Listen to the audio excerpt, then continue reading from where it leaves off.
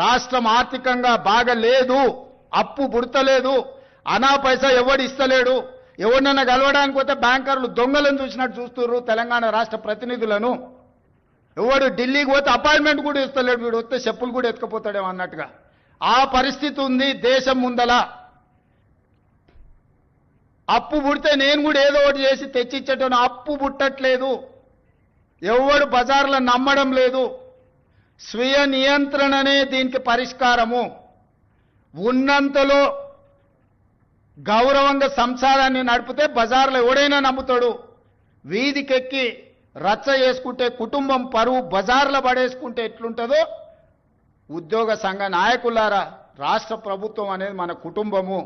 ఈ పరువును బజార్లో మీరు పడేస్తాము అనంటే కుటుంబ పెద్దగా వద్దు అని నేను విజ్ఞప్తి చేస్తున్నా. जय हिंद, जय भारत साथियों। मैं मोहम्मद नईम, आपका दोस्त, आपका भाई, Noble India Global Trust president. आपको एक इत्तला देना है। अभी इसके बाद जो वीडियोस आएंगे वो वीडियोस गौर से सुनिए और बात को समझिए। एक मानवीय हस्ती बोल रही कि आप कर्जा लेके परेशान मत हो। दूसरी मानवीय हस्ती बोल रही कि हमारा कर्जा माफ़ किया जाए। और तीसरी मानवीय हस्ती बोल रही कि हमको कर्जा मिल नहीं रहा है। तो हम यही बात कहते हैं कि बहुत दिन से कह रहे हैं कि आने वाले हालात बहुत बुरे हैं और बहुत बदतर से बदतरीन होते जा रहे हैं। जो ई-रुपीस आने वाला है, मार्केट से पूरा पैसा ख़त्म होने वाला है। आपके पास जो पैसा है, जितना है उतने में खाओ पियो, उतने में अपनी अच्छी ज़िंदगी करो और खुश रहो।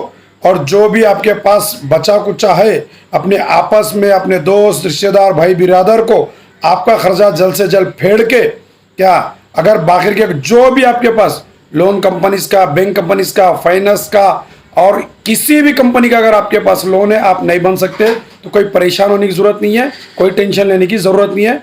आप लीगल कार्रवाई करिए, नोटिस से नोटिस का जवाब दीजिए। आगे के वीडियो देखिए, आपको सब समझ में आ जाएगा।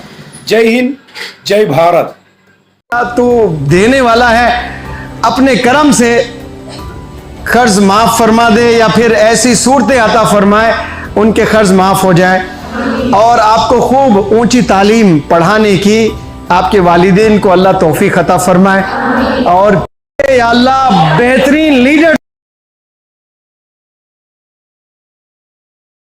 मखरूस है, या अल्लाह तू देने वाला है, अपने कर्म से कर्ज माफ फरमा दे या फिर ऐसी सूरतें अता फरमाए उनके कर्ज माफ हो जाए।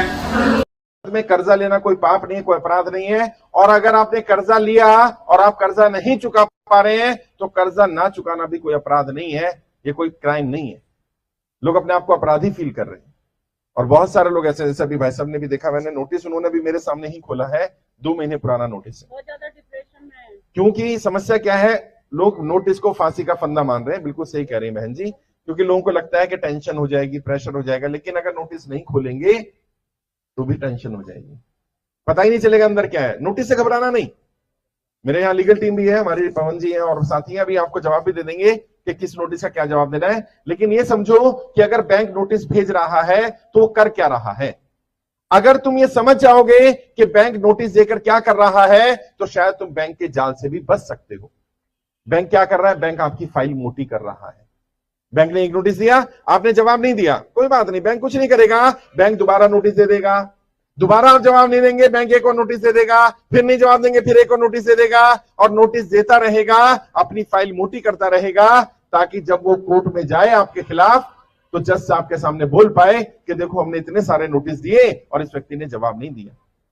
और वहां ये नहीं बोल पाओगे कि मैं डिप्रेशन में था, टेंशन में था, परेशानी में था, मैं देख नहीं पाया, क्योंकि जज भी कहेगा नोटिस आया था तो देखना तो था, जवाब तो देना था।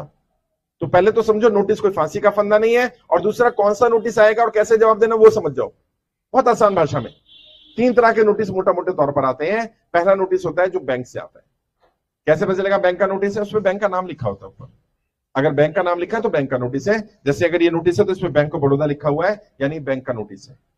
एक नोटिस आता है जो वकील का होता है, उसमें लिखा होता है एडवोकेट, हिंदी में कहे तो अधिवक्ता, वकील, वो वकील का नोटिस है। एक आता है कोर्ट का नोटिस, जिसमें लिखा होता है अदालत, कोर्ट, न्यायालय, सत्र अदालत, लोक अदालत, जिला अदालत, अगर अदालत, कोर्ट या न्यायालय लिखा है तो कोर्ट का नोटिस है। अब मानो आया बैंक का नोटिस, तो क्या करना है? बैंक के नोटिस का जवाब आप खुद जाकर के दे सकते हो, रिटर्न में, लिखित में। ओरल जवाब मत देना, क्योंकि अगर तुमने ओरल जवाब दिया, बैंक का नोटिस आया, तुमने फोन पर बात कर ली, बैंक के पास रिकॉर्ड हो गया, उसने नोटिस भेजा था, आपके पास कोई रिकॉर्ड नहीं, आपने बात करी। अब बैंक जब कोर्ट जाएगा आपके खिलाफ और आप जज साहब के सामने बोलोगे कि जज साहब मेरे पास नोटिस आया था, जज साहब कहेंगे तुमने जवाब क्या दिया? आप कहोगे मैंने फोन कर दिया। वो कहते फोन से नहीं होता, आपने लिखित में जवाब देना था ना, लिखित में पूछा गया। क्या करना है? इसका नोटिस का जवाब खुद लिख करके दे सकते हो, और खुद ना लिख पाओ तो किसी अच्छे वकील को पकड़ के उसे जवाब लिखवा दो। अगर जवाब लिख दोगे तो क्या होगा? बैंक ये मानेगा कि व्यक्ति बात करना चाहता है, भागना नहीं चाहता, डिफॉल्टर नहीं है। अगर तुम जवाब नहीं दोगे तो क्या होगा? बैंक एक नोटिस देगा, फिर दूसरा देगा, फिर तीसरा देगा, और एक दिन ऐसा आएगा कि बैंक हो सकता है आपकी पूरी प्रॉपर्टी ही कब्जा कर ले। ऐसा भी हो सकता है। जिनकी गाड़ी मोर्गेज है, जिनकी प्रॉपर्टी है, जिनका हाउसिंग लोन चल रहा है, जिनके फैक्ट्री बैंक में गिरवी रखी गई है, जमीन गिरवी रखी गई है, बैंक को अधिकार है कब्जा करने का, ध्यान रखना।